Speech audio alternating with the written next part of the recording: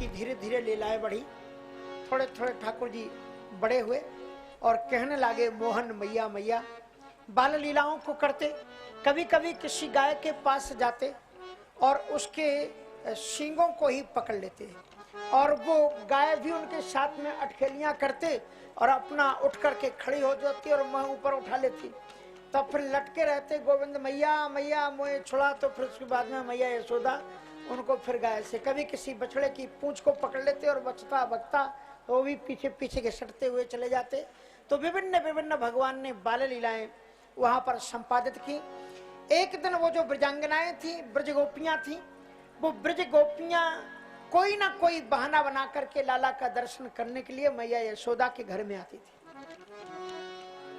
और जब घर में आती हैं विक्रेतु कामा खिल गोप कन्या मुरारी पादार्पित चेतवृत्ति तथ्याधिकम मोहि बसादभोचत गोविंद दामो दरमाधिवेति। माखन बेचने के बहाने ददी वाहन अपने सिर पर रख करके आती और नंद बाबा के घर के पास ही आवाज लगाती हूँ, कोई माखन ले लो री, कोई दही ले लो री, कोई नवनीत ले लो री। और कहते कहते भूल जाती हैं, कहती हैं कोई गोपाल ले लो री, कोई मदन गोपाल ले लो री, कोई नंद नंदन ले लो री।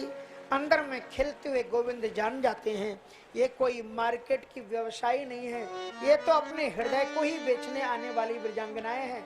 निकल करके गोविंद बाहर आते हैं और वो सखियां उनको चारों तरफ से घेर लेती हैं, मीठी मीठी बातें करती हैं, अपने मटकी से माखन निकाल करके उसके कपोलों में लगा देती हैं, पेट में, मस्तक में, मुख में खिलाती हैं। मैया यशोदा देखती है कि अभी तो लाला यहीं पर था, कहाँ गया।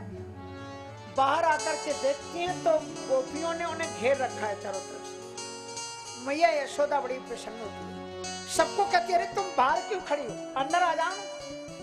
देखो यशोदा का मतलब ही यही है, यशम ददाति सा यशोदा। अगर आपने अपने पुण्य के प्रताप से कोई विशेष काम कर लिया है तो उसकी प्रशंसा अकेले अपने पास मत रख लेना, दूसरों को उसको श्रेय देना, यही सबसे बड़ी बात है। और इसलिए मैया यशोदा के पास में कोई भी लाला का दर्शन करने के लिए आता है, मैया यशोदा उसी के अंक में लाला को दे देती है, तुम्हारा ही बाला क्या, हमारा नहीं। यशम ददाति सा यशोदा। और ऐसी जो मैया यशोदा है उसके पास में गोपियां आ गई, फिर वो बात करती हैं कि थोड़ी इसकी बातें सुनाओ।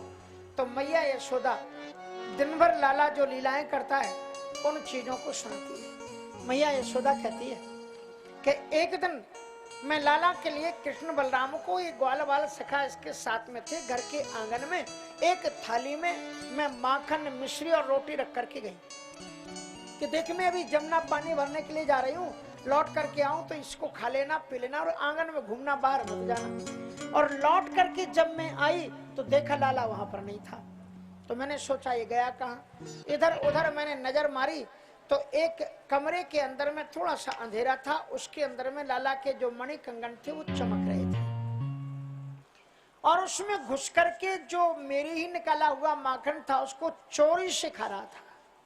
और मैं बाहर से होले होले होले होले उसके पास आई और धीरे से उसको पकड़ लिया। लाला थोड़ा सा झोंपा। मैंने कहा लाला तू क्या कर रहा है। कहा कुछ नहीं मैया, मेरे को तेरे पर दया आ गई। बोले हाँ मैं जानता हूँ तू बड़ा भक्त वत्सल है, दयालु है, लेकिन मैं ये नहीं पूछ रही तुझे दया आ गई कि क्या हुआ, मैं तो ये पूछ रही तू कर क्या रहा है। कहा कि मैया मैं तू बाहर बैठा के गई थी ना। बोले हाँ वही तो मैं पूछ रहा हूँ, तू अंदर क्यों घुसा है। कहा मैं बाहर में मैंने देखा कि हजारों चींटियां लाइन बना करके इस कमरे की तरफ चली आ रही थी, तो मैं धीरे धीरे उनके पीछे चल करके आया। और तुम मेरी कितनी सुकोमल मैया, कितनी लाडली मैया, कितने सुकोमल हाथों से कितना परिश्रम करके इस नवनीत को निकाल करके रखती, ये हजारों चींटियां उसमें आक्रमण करके खाई जा रही। मुझे दया आ गई, मैं एक एक चींटी को निकाल करके बाहर रखने लगा। मैया को हंसी आ रही थी लेकिन हंसी को रोका। कहा अच्छा लाला समझ में आ गई, तू बड़ा उदार शिरोमणि है, लेकिन तू हाथों से तो ये चींटियां बीन रहा था और मुहड़े से क्या कर रहा था, माखन तो तेरे मुख में भी लगा। का मुख पर भी लगा? बोले हाँ। पता नहीं एक चींटी कहां से बालों से अलकों से पलकों पर, पलकों से अधरोष्टों पर, और अधरोष्टों के पास में आकर के उसने काट दिया। मैं तो तेरा लाला हूं ना, इसलिए फिर मैंने वो माखन भरे हुए हाथ से मुख को खुजला लिया। और लाला ने मैया की आंचल की साड़ी ली और चट्ट से मुख को पोंछ लिया। कहा मैया अब तो ठीक है ना, अब नहीं दिख रहा ना? मैया को हंसी आ गई। बोले हाँ लाला अब ठीक। ये बातें जब सुनाई, बैठी हुई गोपियों का चित्त आनंद से भाव विवल हो गया। जिसकी केवल भ्रकुटी मात्र से सागर सप्त मचलते देखा, उसको मां जसोदा के डर से अश्रु बिंदु दृग डलते देखा। उन्हीं में से एक ब्रजांगना जो चरित्र सुन रही थी, वो फपक करके रो उठी। उसके आंसुओं का प्रवाह रुक नहीं रहा था। मैया यशोदा जान गई, ये भाव में आ गई। गोविंद उसके पास में आए और उसके हाथों को मुख से हटाया। आंखों आंखों में बात हो गई, रो क्यों रही है? तो उस ब्रज गोपी ने ये कहा कि जो सुख आप माई को देते हो, ये सुख आप मुझे क्यों नहीं देते? ये चोरी की लीलाएं, और तो लीलाएं तेरी मैं बाहर की देख लेती, लेकिन ये चोरी की लीलाएं तू अपने ही घर में क्यों? न खलु गोपिका नंदनो भगवान अखिल देहीनाम अंतरात्म। आप केवल नंदन नंदन थोड़ी हो, दुनिया भर के जितने भी प्राणी हैं सब आपके हित हैं, तो ये सुख मुझे भी दो ना। अच्छा कोई बात नहीं, परसों तेरे घर में नंबर है। कहा ठीक है। अब गोविंद ने एक मंडली तैयार की। जरा घर के बाहर निकले तो एक सखा दिखाई पड़ा झांकता हुआ। कहा इधर आ, क्या नाम है? कहा मधुमंगल, मेरी मंडली में सम्मिलित होगा? बोले बिल्कुल, मैं तो यही प्रतीक्षा कर रहा हूं। दूसरे को देखा, तेरा नाम? कहा कि मनसुखा।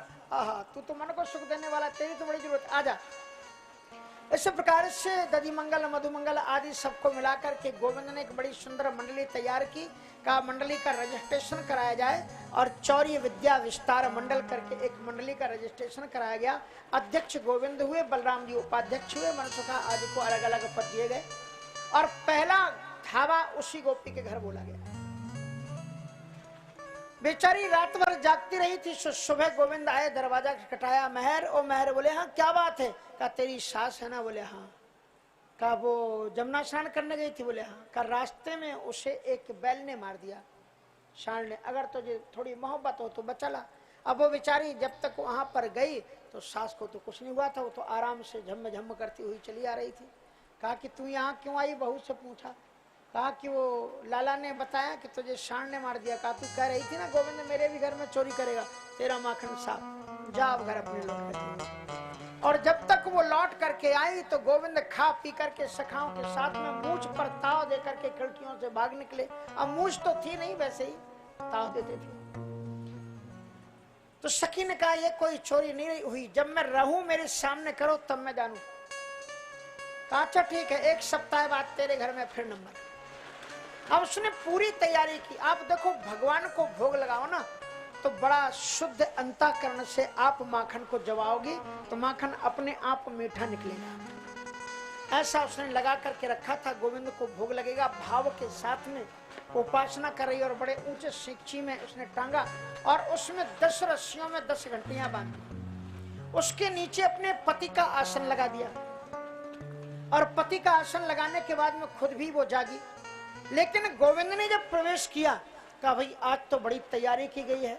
तो उसने क्या किया था, शिक्षे के नीचे अपने पति के पर्यंक को लगा रखा था, वो सो रहे थे। तो पहले तो गोविंद ने आराम से कहा कि भैया इसके पलंग को हटाओ और पलंग को खिसका के एक तरफ किया। कहा लाला ये तो बहुत ऊंची बंधी हुई शिक्षी, कैसे मटकी को उतारेंगे? कहा कोई बात नहीं, अपनी इतनी बड़ी सेना किस काम की। सो नीचे 10 ग्वाल वाला लगे, 10 के ऊपर 8, 8 के ऊपर 6, 6 के बाद में 4, 4 के ऊपर में 2। और आप वो जानते हो ना मटकी फोड़ लीला होती है जो बॉम्बे की दिखाई जाती है, कितने ऊंचे ऊंचे पहाड़, ऐसे बनकर के तैयार हुई और गोविंद चढ़ गए। कहा लाला सावधान रहना, इसमें घंटियां बंधी हुई हैं। कहा कि हाँ मैंने भी देख लिया। घंटी देवी नमस्तुभ्यम पादस्पर्शम क्षमस्मे। हे देवियों घंटियों हम आपको प्रणाम करते हैं, आप बजना मत। घंटियों ने कोई भी आवाज नहीं। गोविंद ने कहा कि मौनम स्वीकृति लक्षणम, चढ़ गए। शिक्षे को पकड़ लिया, कुछ नहीं हुआ। मटकी को पकड़ लिया, कुछ नहीं हुआ। मटकी के अंदर में हाथ भी डाल दिया, फिर भी कुछ नहीं हुआ। और माखन निकाल लिया, कुछ नहीं हुआ। और जो ही माखन को गोविंद ने अपने मुख में रखा, सारी घंटियां एक साथ बज उठी। और जो ही घंटियां बजी, त्यों ही वो गोपी जगी और बगल में मथानी रखी थी, लकुट रख रखी थी, लेकर के दौड़ी। और जहां से गोविंद की ओर दौड़ी तो नीचे की जो सीढ़ी थी ना, वो भाग खड़ी हुई। समझ में आ गया ना, नीचे जो सीढ़ी थी, जो ग्वाल बाल थे, सब भाग खड़े हुए। लाला की तस्वीर खींचने लायक थी। और वो उस समय पर मटकी को पकड़े हुए गंडमन लट्टू की तरह ऊपर से ऐसे ऐसे झूल रहे थे। सखी को हंसी तो आ रही थी, पर हंसी को उसने रोका, आराम से लाला को नीचे उतारा। आके आजा। बोले किधर का? आप तेरी मैया के पास ले जाएंगे। अब उसके बाद में गोविंद ने कहा पहले मुझे घंटियों से बात कर लेने दे, उसके बाद में तुझे जो कुछ करना हो करना। घंटियों से गोविंद बोले कि हमने तुमसे पहले कहा था मत बजना, प्रार्थना की थी, तुम क्यों बजी फिर बाद में? घंटियों ने कहा गोविंद तुमने शिक्षा पकड़ा, हम बजी नहीं बजी। आपने मटकी पकड़ ली, हम बजी क्या? नहीं बजी। आपने मटकी में हाथ डाल दिया, फिर भी हम नहीं बजी। हाथ तो तब हो गई, आपने माखन भी ले लिया, फिर भी हम नहीं बजी। लेकिन जब आपने भोग लगाना शुरू किया तो शास्त्र कहते हैं कि भोजन के समय तो घंटी को बजना ही चाहिए, भोग के समय। और इसलिए हमने अपनी तो ड्यूटी ड्यूटी, अगर ड्यूटी नहीं करे तो फिर कोई रखेगा कैसे? जो घंटी बजे नहीं, उस घंटी को पुजारी मार्केट में भेज देते हैं, कहते हैं इसको ठीक करा के लाओ। इसलिए जो वो ऐसा मान किस काम का जिससे ईश्वरी छूट जाए, इसलिए हमने तो साधना की है ताकि आपसे च्युत ना। लाला से मैया ने कहा कि तेरी बात हो गई, चल अब कहाँ? तो हाथ पकड़ करके ले चली। पहले तो गोविंद ने बहुत मनाने की कोशिश की, जब वो नहीं मानी, ले चली। का अच्छा तो ले चल। अब वो लेकर के जब चली तो महाराज वो तो ब्रज की थी। अब ब्रज की जो होती है तो वो 2.5 बीते का घूंघट, ये हमारे भारतवर्ष में ही परंपरा है, ये बहुत बड़ा आभूषण है। अमेरिका में ऐसा नहीं है। एक बार मैं एक स्वामी जी के साथ में पार्क में बैठा हुआ था न्यू जर्सी में। उसमें एक युवा दंपति, पति पत्नी, इंडियन थे, वो मालूम पड़ जा रहा था इंडियन थे, पति पत्नी। और वहां पर वो घूम रहे थे पार्क में। और कैसे घूम रहे थे? एक दूसरे के हाथ में हाथ डाले हुए, पति पत्नी। एक आप जानते ना, ऐसे हाथ डाल करके जैसे दो दोस्त घूमते हैं। और कुल्फी आइसक्रीम खाते हुए पार्क में घूम रहे थे। एक स्वामी जी ने कहा देखिए वेदांती जी, क्या क्या आनंद है ये भारत में, ये अमेरिका, ऐसा इंडिया में हो सकता है? इंडिया में कोई कैरेडी नहीं पत्नी का। पति जब किसी दूसरे गांव के लिए जाता है तो सिर पर लाठी रख करके एकदम इतनी बड़े बड़े डग मारता हुआ चलता है। बेचारी पत्नी उस रास्ते में भी घूंघट काट करके और 7 कदम पीछे चली आ रही। और ये देखो यहाँ क्या आनंद है, हाथ में हाथ डाल करके घूम रहे। हमने कहा कि उसका रीजन है, भारत में इसकी जरूरत नहीं है। क्या मतलब? हमने कहा कि यहाँ की पत्नी को कोई भरोसा नहीं कि मैं इसको छोड़ दूं तो पता नहीं किसके साथ में चला जाए, इसलिए वो हाथ पकड़ करके रहती है। और पति को भी भरोसा नहीं मैं इसे छोड़ दूं तो पता नहीं किसके साथ में चली जाए, इसलिए वो भी हाथ पकड़ के रहता है।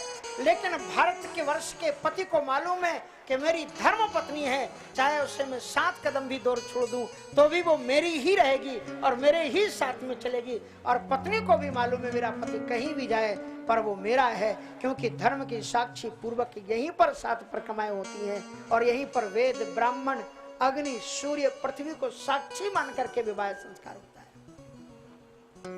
बड़ी तेज गति से गोविंद को लेकर के जा रही थी। कन्हैया ने कहा कि तुझे थोड़ी भी दया नहीं, और मेरे इस छोटे से इस कोमल हाथ को तूने कितनी कठोरता से पकड़ रखा है। उसने उस हाथ की जगह पर कन्हैया ने कहा मेरा दूसरा हाथ पकड़ ले। वो घूंघट डाली हुई थी, उसे पता नहीं, और उसके पति को ही व्यामोहित करके उसी का हाथ पकड़ा दिया। अब बीच बाजार में बड़ी तेज गति से चली जा रही। ब्रजवासी कहते हैं इसको क्या हो गया? कन्हैया तो उधर से दौड़े और पीछे से आकर के जो माँ छोटा सा खटोरा लगाती थी उसमें रेशमी गद्दा और उसको आराम से मुंह ढक करके सो गया। इधर वो सखी आई, दरवाजा खटखटाया, मैया जसोदा। और जसोदा जी ने कहा क्या हुआ, सुबह सुबह हल्ला मचा रखा है? कहा कि तू कहती थी ना मेरा लाला अगर चोरी करे तो लेकर के आ। आज मैं तेरे लाला को पकड़ के लाई हूँ, आज देख लीजिए। मैया ने जब देखे तो बार बार उसको देखे और बार बार उसके पति को देखे। कहा कि देखती क्या, उसको डांटो ना। कहा मैंने देख लिया, तू अपना घूंघट उठा के देख ले अपने खसम को। मेरा लाला नहीं तो अपने खसम के हाथ को पकड़ करके लाइए।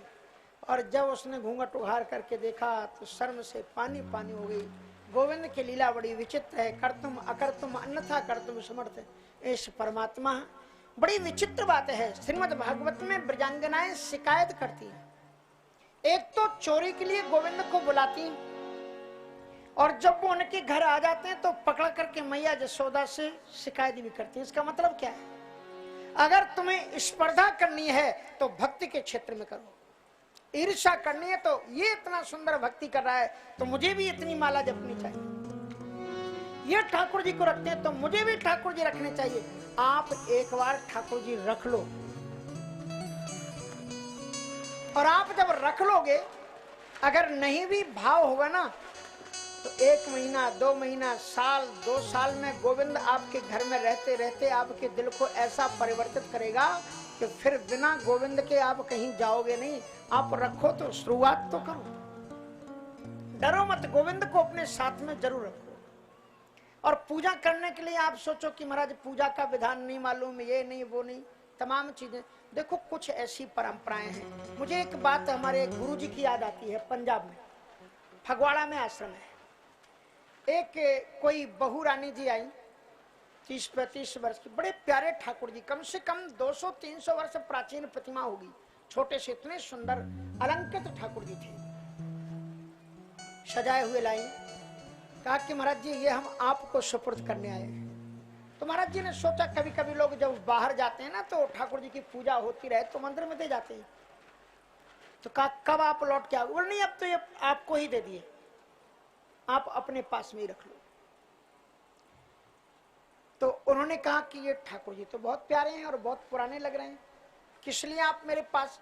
बोले हमको किसी ने ये बताया, कोई विद्वान आए थे, उन्होंने ये बताया कि ठाकुर जी को अपने घर में नहीं रखना चाहिए, क्योंकि वो स्त्रियों को स्त्री धर्म आदि में आना पड़ता है, तो उनको नहीं रखना चाहिए, इसलिए हम लेके आए। ये बात कर्मकांड से अलग हो सकती है, पर भक्ति तो वही है जो श्रृंखलाओं को तोड़ती है। जो भी भक्त हुए हैं उनमें लगभग यही लीलाएं हुई हैं। और इसलिए तो महाराज जी ने पूछा, मेरे सामने की बात है, उन्होंने पूछा ये कब से हैं आपके घर में? कहा मेरी सास से भी पहले वाली सास के हैं। तो गुरु जी ने पूछा ये समस्या पहली बार आपको आई है कि इसके पहले भी आई थी? इसके पहले भी तो आई होगी ना, कि आपके सामने ही पैदा आई। जब उन लोगों ने आपके ठाकुर जी को नहीं छोड़ा तो तुम इन ठाकुर जी को क्यों छोड़ रहे हैं? इसलिए किसी भी परिस्थिति में ठाकुर जी का, आजकल जो गुरु है ना, जो टीवी में आए वही विद्वान है, नहीं तो यहाँ ये सभी विद्वान बैठे हुए हैं लेकिन टीवी में नहीं आते, इसलिए थोड़ी विद्वान है। विद्वान तो चाहे गधा हो मूर्ख हो टीवी में बैठ जाए, अरे ये महाराज जी देखो आपको तो हम रोज देखते हैं, तब कहते हैं ये विद्वता के भगत नहीं है, टीवी के भगत है। और ऐसे ऐसे विद्वान आकर के कहेंगे 2 गणेश जी नहीं रखना चाहिए, 6 शंकर जी नहीं रखना चाहिए, ये नहीं करना चाहिए, वो नहीं करना चाहिए। और बात एक माता जी हो सकता है वो कथा भी सुन रही होंगी, वो कथा सुनती है प्राय, यूट्यूब में विदेश में भी सुनते हैं लोग। बड़े भाव से हमारे ठाकुर जी देख करके पारदेश्वर शंकर जी मंगाए, शंकर जी हम ले गए। और संयोग की बात, नवरात्रा में बंधा हुआ है, हर वर्ष मेरी मोरिस्टो में वो क्या नाम बलेओ में कथा हो, ये जानते हैं हमारे स्वामी जी। और मैं वहां जब गया तो वो ही शंकर जी रखे हुए दिखाई पड़े, और मैं देखते ही पहचान गया ये शंकर जी मेरे लाए हुए हैं और उसको मैंने दिए थे। तत्काल मैंने उनको फोन लगाया, हमने कहा वो शंकर जी है ना आपके पास में? तो उन्होंने जवाब दिया नहीं, क्योंकि गुरु जी भी मैं ही था। बता दो, अगर हो तो बता दो, नहीं है तो कोई बात नहीं। तो मैंने कहा उनका मैं दर्शन कर रहा हूं। फिर मैंने कहा कि आपने टीवी के विद्वान महाशय की बात तो आपने मान ली, लेकिन मैं आपसे कहता हूं कि आपके 3 बच्चे हैं, 3 बच्चे घर में नहीं होना चाहिए, 1 बच्चा साधु को दे दो। ये भी बात मानो, ये बात मान लोगे क्या? इसलिए भगवान 2 हो जाए, 3 हो जाए, 4 हो जाए, 6 हो जाए, ठाकुर जी के विग्रह हैं, उनको कहां ले जाकर के आप अगर पहले से कोई रखे हुए हैं, अगर कोई दे जाए तो क्या आप अनादर करोगे? आप उनको फेंक दोगे? यद्यपि शुद्धम, शंकराचार्य जी ने यह स्थान दिया है कि भले ही कुछ मान्यताएं हो लेकिन परंपरानुसार धर्म भी बदलता है। पहले इंद्र का पूजन होता था, अब गोवर्धन जी का पूजन होगा, बदला कि नहीं बदला? राम और कृष्ण भगवान वही हुए हैं जो प्राचीन काल की दकियानूसी कुछ परंपराएं थी उन्हें बदला। राम जी ने क्या किया, पातिव्रत धर्म का कितना कठोर पर्दा था स्त्रियों के ऊपर पर, और उसके बाद में भी भगवान श्री राम जी ने अहल्या का उद्धार किया। पर सत पद पावन शोक न सावन प्रकट भई तप पुंज सही। और अब अहल्या ने कहा आपने मुझे चेतन तो कर दिया, अब मैं जाऊं कहां? बोले पति के पास। कहा मुझे वो दिन उनका याद आता है जिस प्रकार से उनके होठ क्रोध में कांप रहे थे, मैं उनके पास में जा नहीं सकती। भगवान श्री राम जी ने ऋषि मुनियों के बीच में महाराज वहीं पर उन्होंने उन ऋषि को, गौतम ऋषि को बुलाया और कहा कि जरा छाती पर हाथ रख करके देखो, दुनिया में ऐसा कौन सा माई का लाल है जो छाती ठोक करके कह दे कि मुझसे कोई गलती कभी नहीं हुई। ईश्वर के अतिरिक्त दुनिया में ऐसा कोई नहीं है। जाने अनजाने में गलतियां सबसे होती हैं, इसलिए उन गलतियों को क्षमा करके जो स्वीकार कर ले उसे ही महापुरुष कहते हैं। और सो गई पतिलोक अनंत। तब राम भगवान राम है। कितनी परंपरा थी, कोई शूद्र के घर में प्रवेश नहीं कर सकता था। भरत जी महाराज वशिष्ठ जी के साथ में चले जा रहे हैं, सामने निषाद हाथ जोड़ करके खड़ा है, आंखों से आंसू प्रवाहित हो रहे थे। भरत जी महाराज ने वशिष्ठ जी से पूछा कि महाराज ये कौन है जो सामने खड़ा हुआ है? वशिष्ठ जी महाराज, बड़ा वशिष्ठ सम को जग माही, नीच निषाद नाथ समनाही। वशिष्ठ जी से बड़ा कोई ऋषि नहीं था। और उन्होंने आंखों में आंसू भर करके कहा कि हे भरत, ये राम का पहला सखा है। राजमहलों से चलने के बाद में सबसे पहले इसने ही राम को अपनी बाहों में भरा था। भगवान श्री राम जी ने हृदय से लगा करके इसको सखा कहा है। राम सखा सुन चंदन त्यागा और चले उतर उमगति अनुरागा। और भगवान श्री भरत जी महाराज दौड़े और उस निषाद को उन्होंने हृदय से लगा लिया, छुआछूत के बंद तोड़ दिए उन्होंने। बाद में भरत जी ने कहा, वशिष्ठ जी ने कहा कि भरत तुम भी बहुत विचित्र काम करते हो, जानते हो निषाद है जास छाछ, और तुमने उसको बगल में बैठा लिया। तुम कहाँ राजा और कहाँ वो निषाद, उससे आपने बगल में बैठा लिया। तो भरत जी ने विनम्रता पूर्वक कहा कि गुरुजी आपने मुझे उसका परिचय निषाद के रूप में दिया होता तो शायद मैं ऐसा ही करता, लेकिन आपने ये नहीं कहा कि वो निषाद है, आपने ये कहा कि वो राम का सखा है। और यदि वो राम का सखा है, मैं राम का दास हूं, तो मुझे तो उससे ऊपर बैठाना चाहिए था, क्योंकि वो राम का सखा है, मेरे राम के समान है और मैं राम का सेवक हूं, मुझे चरणों में बैठना चाहिए था, लेकिन उसको मैंने बगल में बैठाया तो क्या। कितनी परंपराएं टूटी। इसलिए देश और समय के अनुसार परिवर्तन होता है। तो ये ईर्ष्या भी करो तो भक्ति में करो। ये ब्रजांगनाएं ये दिखाती हैं कि मैया यशोदा तूने तपस्या की होगी, मैं मानती हूं कि तूने तपस्या की है, और इसलिए ये साक्षात भगवान तेरे घर में बालक बनकर के लीला कर रहा है। लेकिन ये सुख ये भगवान केवल तुझे ही नहीं दे रहा है, ये सुख मुझे भी देता है।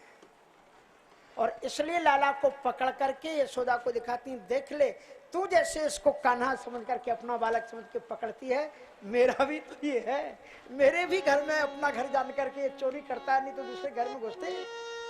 और सुना रही है, बत्सान मुंचन कुचद समय क्रोश संजाते हासा स्तेयम स्वादेवत्यति दधिपया कल्पिते योगई मरकान भोक्षन सचेनाति भाण्डम भिनत्ति द्रव्यालाभे सग्रह कृप्तो याचते यातोषान।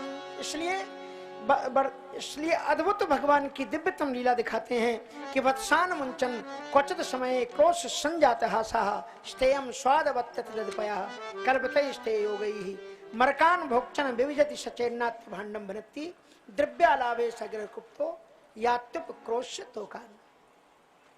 बदशान मुंचन शिकायत करने क्या आई, ये लाला मेरे घर में आकर के चोरी करता है।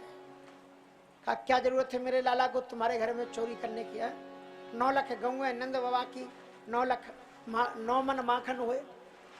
कहा ये चोरी ही करे वो बात नहीं है, कि चोरी के पहले अगर इसको दरवाजा बंद करके क्यों नहीं रखते? बोले अगर दरवाजा बंद रखें तो ये बाहर जाकर के गौ दोहन के पहले ही बछड़ों को छोड़ देता है, और बछड़े जब सब दूध पी जाते हैं तो फिर दूध बचता ही नहीं, तो फिर माखन कहां से आए? बत्सान मंचन कुचल समय। और यदि इसको डांटो तो ठहाके मार करके, ताल मार करके मजाक उड़ाता है, हंसता है। बत्सान मुंचन कुचद समय क्रोश संजाते हासा स्वातेयम स्वादवत्यति दधिपया, और मीठे मीठे दही की चोरी करने के लिए न जाने कितनी लीलाएं कर लेता है। अगर इसे ऊंचे मथानी में रख दो तो ये नीचे से ही एक लकड़ी को लगा करके उसमें छेद करके उसको बहा देता है। का छोटा सा लाला है, कितना खाता होगा? अरे वो अकेले ये खाए तो बात नहीं है ना।